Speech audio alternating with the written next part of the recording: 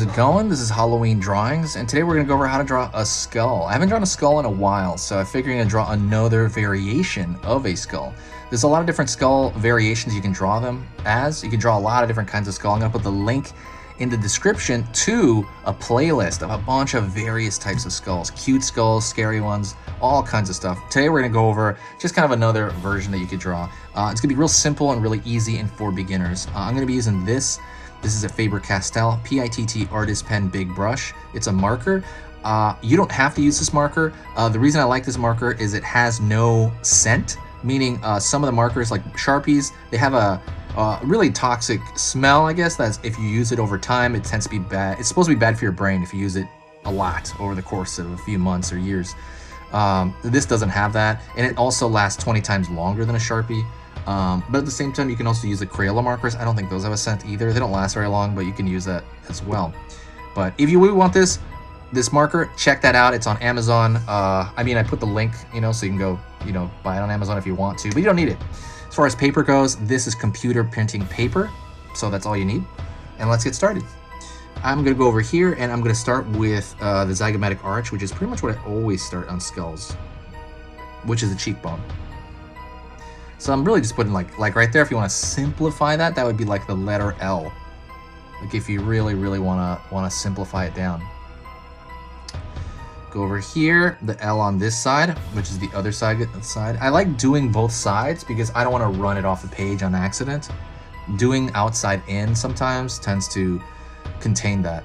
So that's actually a thing in drawing. Sometimes you can draw from the inner features out to whatever you're drawing, or you can draw from the outside in.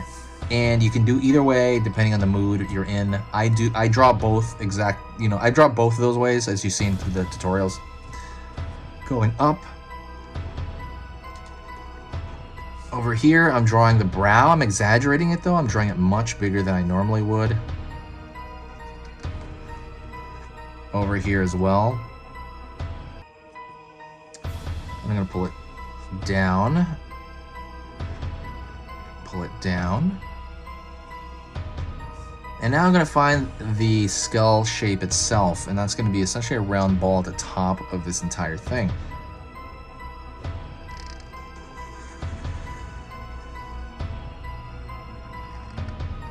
So when I drew that curve, one thing to really take note is that I didn't really anchor my wrist that much. When I did that curve, I kind of did not really kind of touch my wrist, but what I was really doing, I was drawing from my elbow and my shoulder, right? And that gives me more range to do that. Because if you don't do that, if you just anchor that, it's gonna be a little harder because it's a little bit of a large curve. For a smaller thing, when you write, absolutely. But for something kind of a little bit larger, it might suffer, it might seem awkward. So I encourage you to kind of just touch your wrist if you do a big curve like that. But you're also moving from the shoulder. I even kind of anchor this pinky right here. That's actually better. I anchor that, I draw this, anchor that pinky, and I'm kind of drawing from the shoulder and elbow. And it gives you control like you've never had when you do that. If you want to practice that, practice circles on a page using your elbow and shoulder as well. And it'll really give you control like you've never had. All right, that was a small tip in the middle of that. Let's go over here, pull down for the eye socket. Same thing. We're essentially drawing mirror images of this. Pull out, pull down, pull in, down.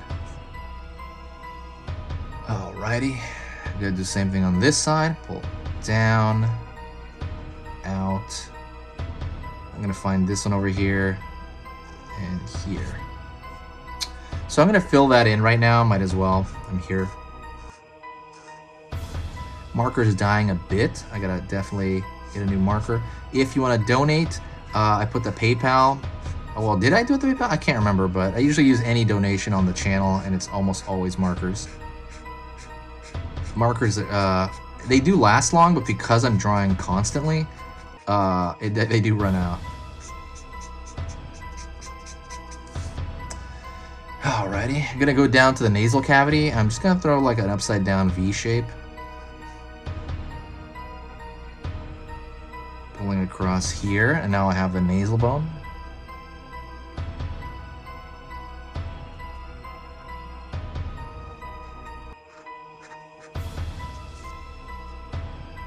Now I'm just going to pull downward for the rest of the skull. And it's going to be pretty long, actually. Oops. Let's see right here. I'll fix that line in a bit. Because you can fix these, believe it or not. And I'm going to pull across the bottom here. I'm going to pull that in and thicken that line. And I'm going to thicken that line on this side.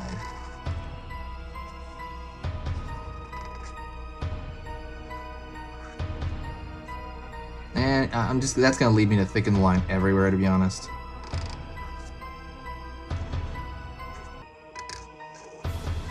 Oops. While I'm doing that, I don't know if I mentioned this before, but don't forget to subscribe. Subscribing helps the channel out. And also, if you really want to help the channel out, and if you do like, if you think my stuff is worth your time, please share a video. When you share a video, it brings a tremendous amount of energy to the channel. Like, it's pretty amazing. So now I'm going to cross, I'm going to actually throw a line over here. That's going to be the mouth. So it has a really long mouth compared to other skulls. And I am going to draw the teeth here. 1, 2, 3, 4, 5. It doesn't have to be 5. I just kind of said it out loud for no reason. And I'm going to kind of connect these at the top right there. I'm putting these shapes.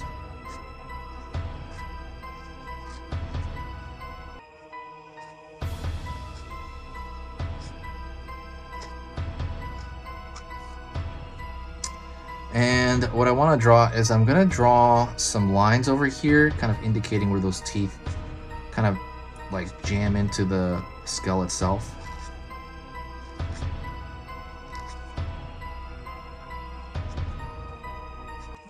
And I'm going to do it down here as well. And I'm going to pull in right here the cheekbones. I'm going to pull a line in and pull a line in. I think that will just kind of make it generally look better all around. I'm also going to throw a line right here toward the center, kind of almost like an indentation of some kind at the top of the skull. If you have any suggestions, absolutely let me know in the comment section. I've been drawing tons and tons of suggestions, so since I'm posting so often, I can use suggestions, so let me know. Also, I reply to every single comment, so even if you say hi, I will reply to you. I reply to every single comment. Thank you so much. That is pretty much the end of it. I hope you enjoyed that. Like I said, let me know what you think. Stay safe and stay spooky.